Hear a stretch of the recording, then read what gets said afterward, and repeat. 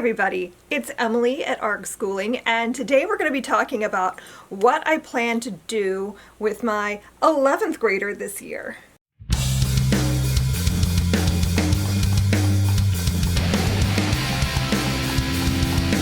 So I usually do these in a bunch of different videos, like I'll separate out by subject, and I don't feel like doing that right now. So we're just gonna have one video where I talk about what we're doing this year. So I made some tea. Get yourself a snack or a drink or something, because this might be a little while. So this is our 11th grade year, and we are so close to being done. It's so weird. Like, I've been like overthinking and over planning for this year, even though like I don't have to. Like I literally chose to do level 12 because I just updated it.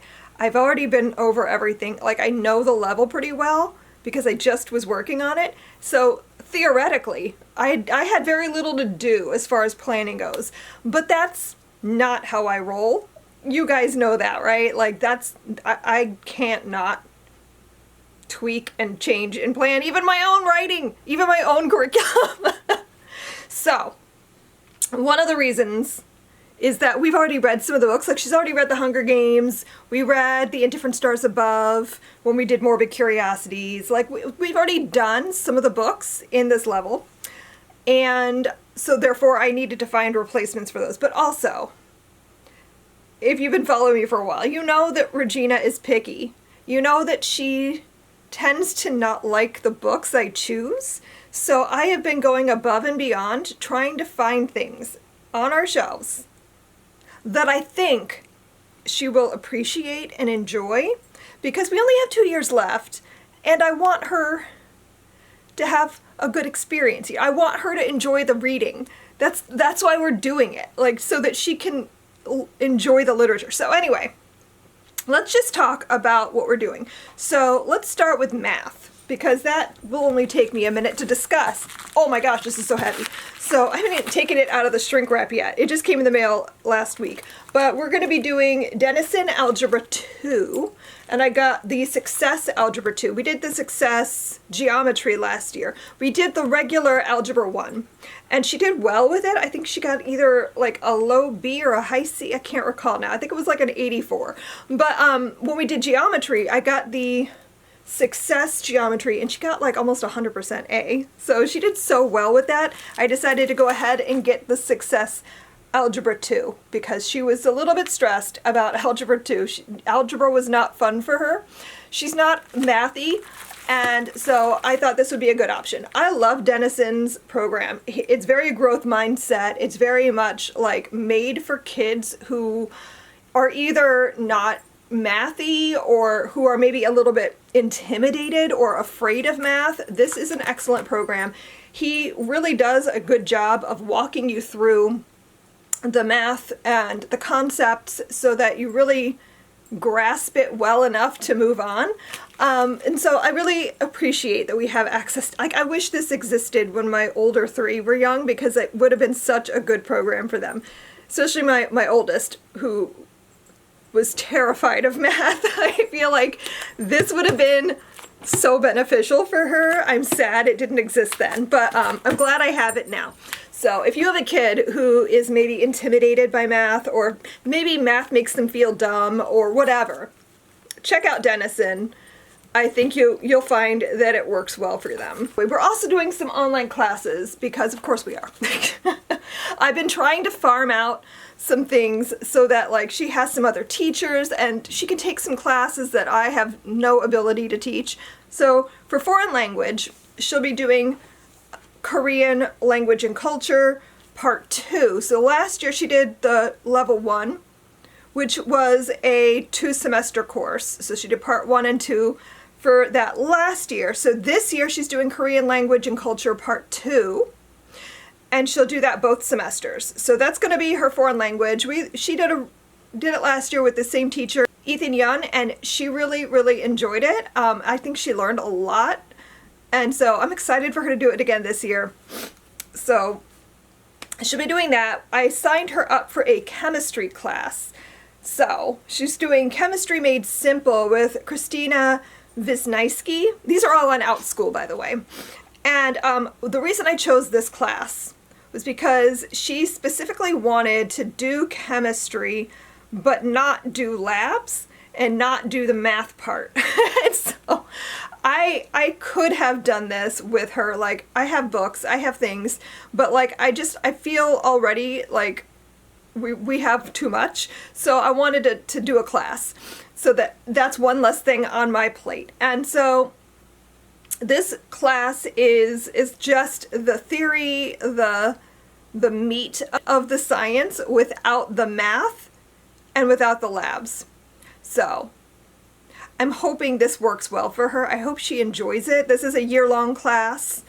So we have that, and we also have an essay writing class. Okay, so you've been following us for a while. I've been trying lots of different things to teach writing with her, and I have gotten to where I feel like a class would be beneficial, because I don't know if this is a problem other people have noticed, but for me anyway, depending on the kid, some of my kids could write for me just fine, and some of them I feel like they needed someone else to look at their writing for them to grow.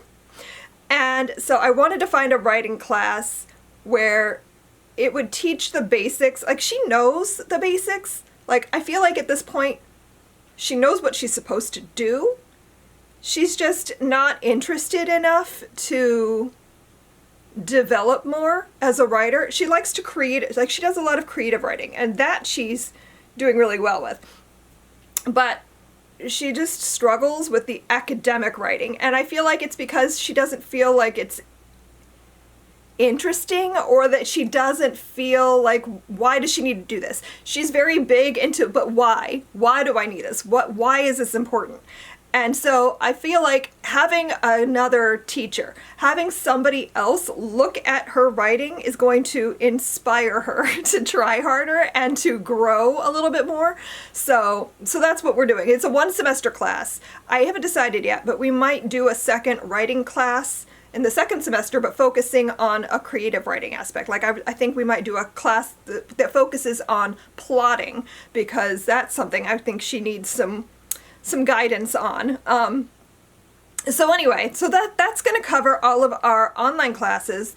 We're taking them all throughout school. Oh, and the teacher for that writing, it's called Essay Writing Essentials, and it's with Derek Heisey. So if you wanted to I'm going to put links in the description for the classes, so if you were curious about checking them out, you can do that. So those are our like online classes that she'll do. We might also do an art class later in the year. Again, like, I don't know. I didn't want to overburden her at the beginning of the year with too many classes. So we might do something. We might just do Soul Sparklet, Glitter Bombers High. I haven't quite worked that out yet. Right now, she's just kind of doing her own thing for art, which I think is what she wants anyway, but we may add some other things in. I don't know yet. Let's talk level 12.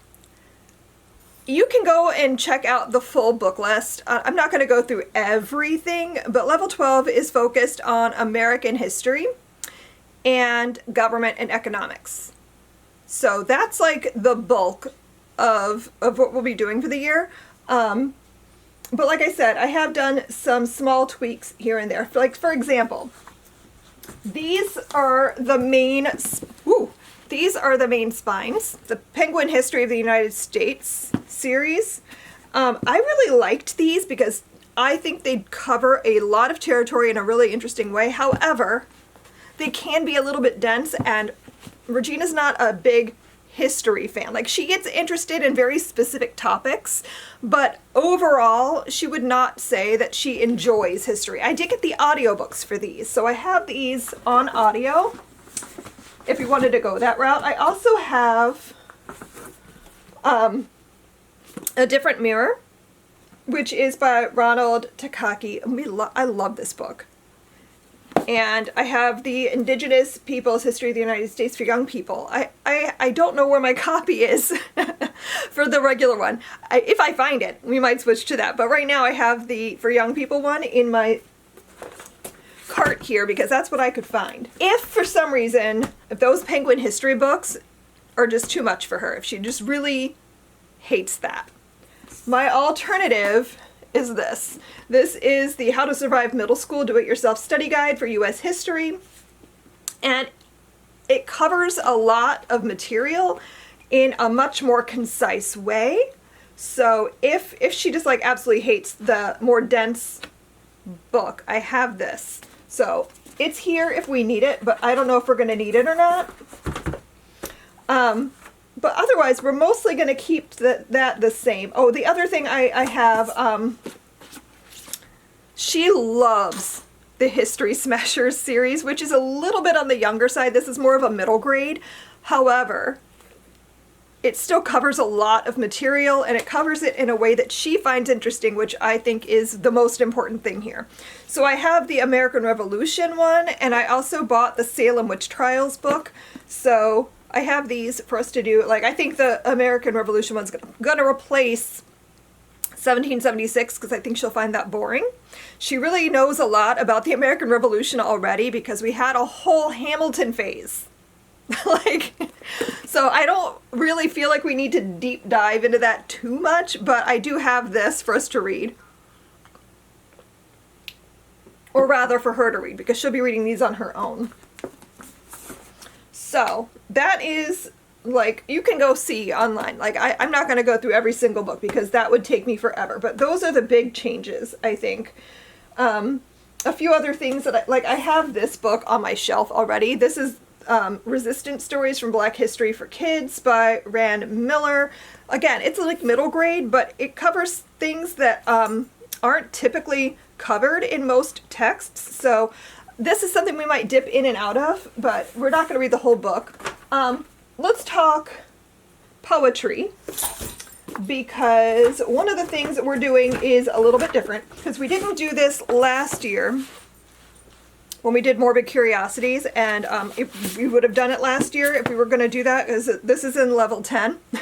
But I really wanted to do a poetry focus, so we really didn't do much of any poetry last year, which I felt was lacking a little bit. Like we've always done a lot with poetry.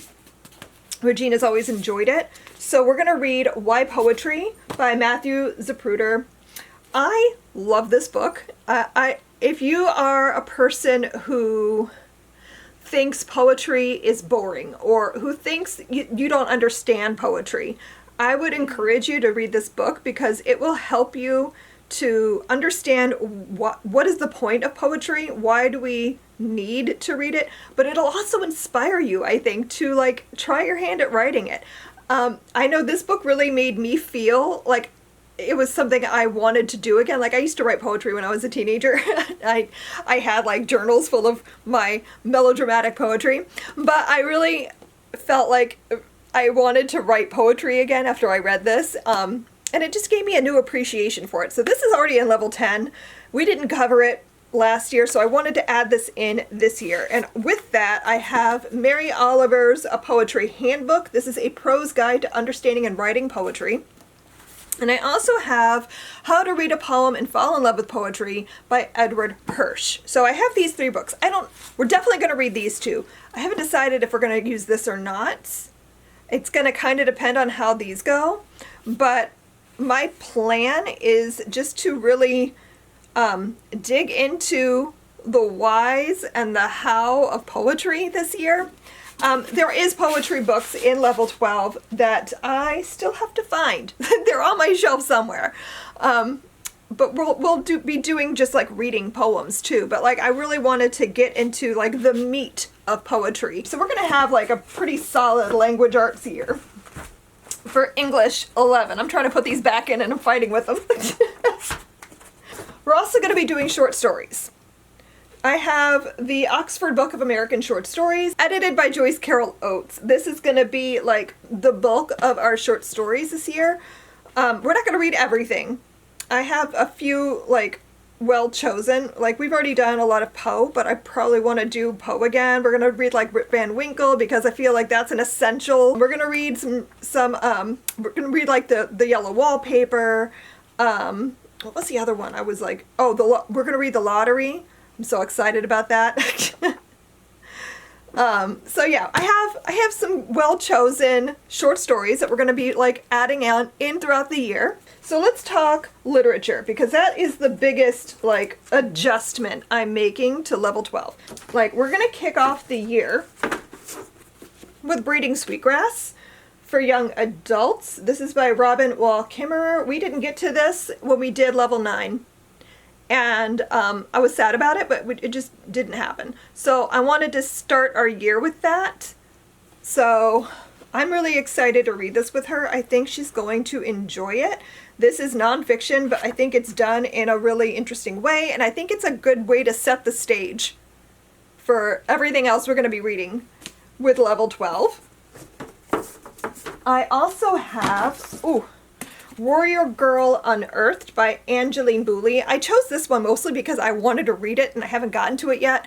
But I also have The Firekeeper's Daughter in my stack for her independent reading. So if she enjoys this, she might want to read that one on her own. It's following a main character who is part of the Anishinaabe tribe, and it's going to be like a murder mystery. I think it's similar to Firekeeper's Daughter. I want to say it's like a parallel story, but it isn't like a continuation. Again, my goal this year is that she's going to love the literature I choose. We're going to be doing The Crucible by Arthur Miller. I have this whole like idea where we're going to be doing like a Salem witch theme like unit, and then we're gonna go to Salem because we've never been to Salem. We are like an hour and a half away, I think, from Salem, Mass, and like how have we lived here this long and never been? So that is my goal. My only concern is that when we get to this, it's gonna be fall, and that's like their peak, and I don't really want to be there in October, so we might have to like readjust so we get to this at the beginning of the year. I don't know yet. But that is something we'll be doing, and I'm very excited about. I think she's going to love The Crucible. It's very much a thing that I can see her enjoying. And then, okay, so I'm swapping out books, like I said, that either I think she won't like or that we've already read. So I don't think she's going to like The Indigo Girl. It's a slower story. She's big on plot and like interesting things happening and not so much like character-based stories. So I think she might like this better. We're going to read The Knife of Never Letting Go by Patrick Ness. This is the first book in the Chaos Walking trilogy, and I am excited because this is one of my favorite trilogies, and I think she might enjoy it. I don't know. I'm hopeful. But this is a story about colonization. We're following a character who is growing up on this planet that his people have come to and colonized, but on this planet, men's thoughts become noise. Like, you can see and hear men's thoughts, but only men's thoughts. Women's thoughts you can't see and hear. And there are no women living in his colony. And this is a story about like what happened there. Who are these people? How does hearing and seeing everyone's thoughts affect you? Like, you can even hear and see like animal thoughts. So like, he has a dog named Manchi. You can hear and see his thoughts. So it's a really interesting story, and I think it ties in well enough with what we're going to be doing this year that I could justify reading it. We've already read The Hunger Games, so I was like, okay, well, what can I replace that with? We're going to do Fahrenheit 451 by Ray Bradbury. I think this might be the biggest challenge read we do this year, because this is a little bit out of her comfort zone, but I think it'll be worth trying. I think she will enjoy it ultimately. It'll just take us a minute to get into it. Again, along the same lines, I'm trying to find books that I think she's going to really enjoy. This one, again, is I'm replacing Somebody Knows My Name, because I think, and I might change my mind and do that book anyway, because I really love it, but I think it might not be something that she specifically enjoys. So I was like, what do I have on my shelves? And I still haven't read this yet, but I feel like this might be something she likes. This is Rebellion 1776 by Laurie House Anderson. I feel like her books tend to be a little bit more exciting, a little bit more plot focused, and a little bit faster. That is a great book, Somebody Knows My Name, but it's really slow. It's like a slower paced story.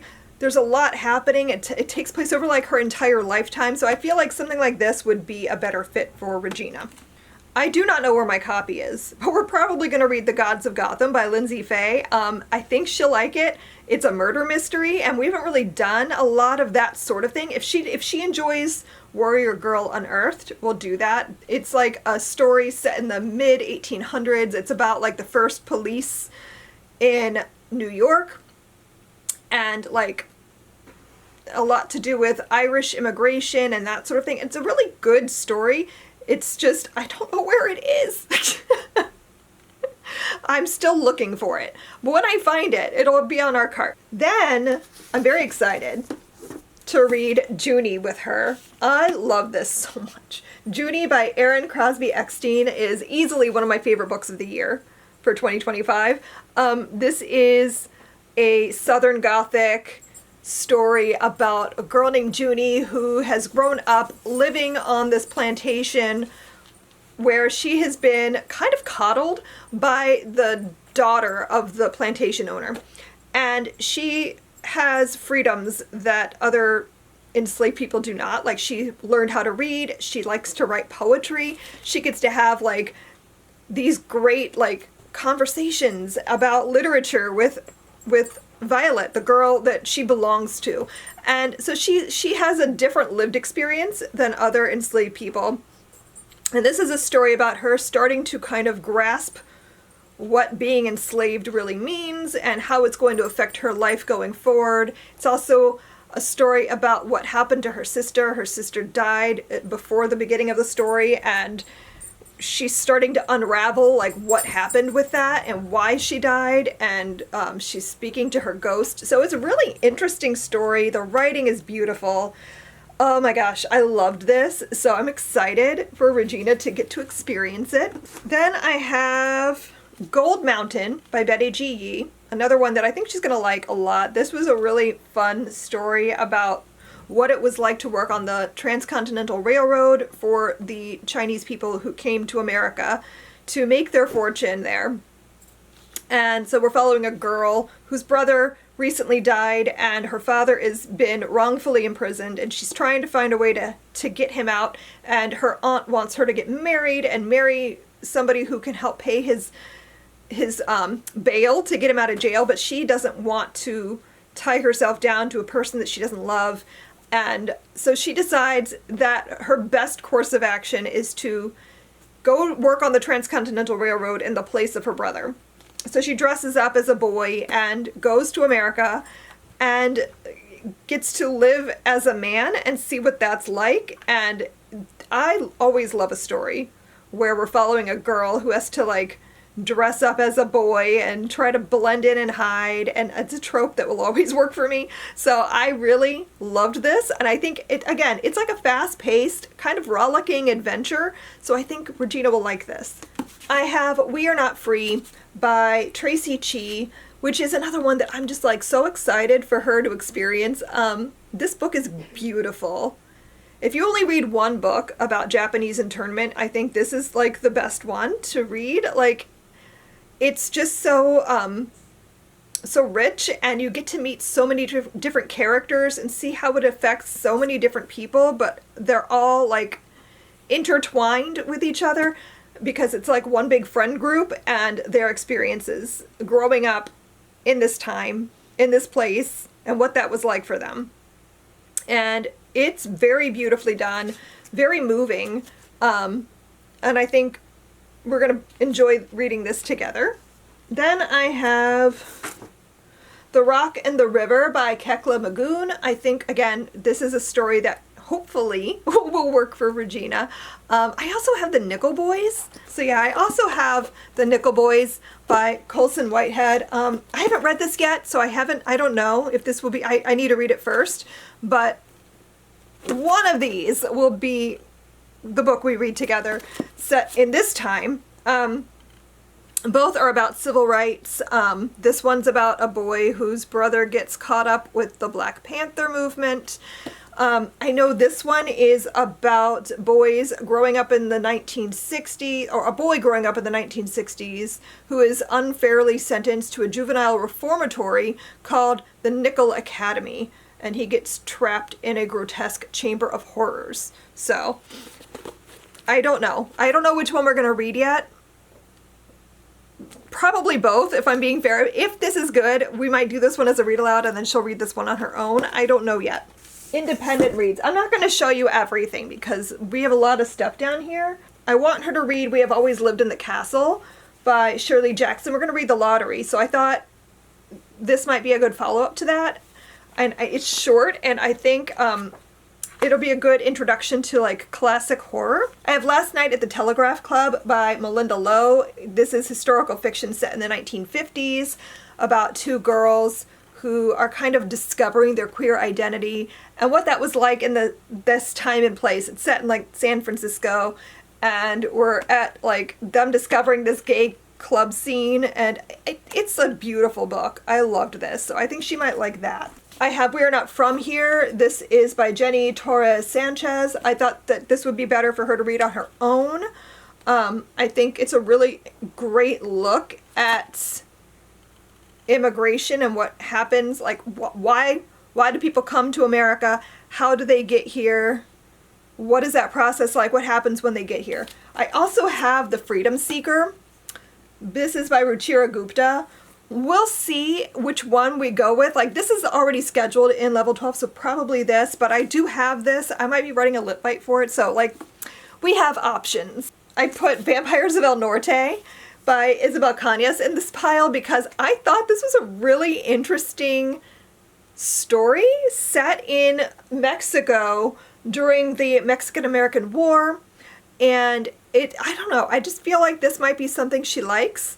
It's horror, but it's like more of a slow burn, so that's the part that I'm not sure of, but I think this might appeal to her. So I have that in our pile. I didn't talk about Shakespeare. So technically, this would be the 1 year we don't do Shakespeare. Like, I don't have to. We do have The Crucible, so we have a play. But we've done a Shakespeare every year since 8th grade, and I'm like, if we have time, I wanted to squeeze in Taming of the Shrew because I think this is a comedy that she would enjoy. We've done mostly tragedies thus far, and she's enjoyed those, but I think it's time to try something a little different. So I wanted to do Taming of the Shrew, and then we're going to watch two movies. We're going to watch I think the Elizabeth Taylor Taming of the Shrew is probably the one we'll watch first. And then after that, we'll watch 10 Things I Hate About You because it's one of my favorite movies. I want to introduce her to it, but I want her to know the play first. So that's kind of the plan for Shakespeare if we get to it. There's a solid chance we don't, and that just waits until next year. It's really like we don't have to, but Shakespeare's been her favorite thing every year consistently, so I kind of didn't want to skip it if we don't have to. But like, we're already kind of stacked for literature and stuff, so we don't need it, but maybe. So that's it. That's what we're doing this year. It's a lot. This is probably our heaviest year that we've done so far. It's going to be the biggest challenge, I think, but I'm excited for her. I feel like we're going to learn so much. Like, there's so many great books this year, so many great little rabbit trails that we might end up on. I feel like she's going to get a lot out of it. I'm excited for her online classes. I think they're going to be a really good fit for her. I'm looking forward to it. I'm going to try to savor every little bit of this year. Like, we're almost done. We're so close to the finish line, and I'm both excited and sad. So I'm gonna be just like basking in this as much as I can while I can. So I hope you enjoyed this video. If you have any questions about anything we've talked about, let me know in the comments, and I will do my best to answer your questions. But yeah, I'm excited. We're starting in 2 weeks. Cannot wait to get back to our routine. Thanks so much for watching, and I will see you guys in my next video. Happy reading. Bye.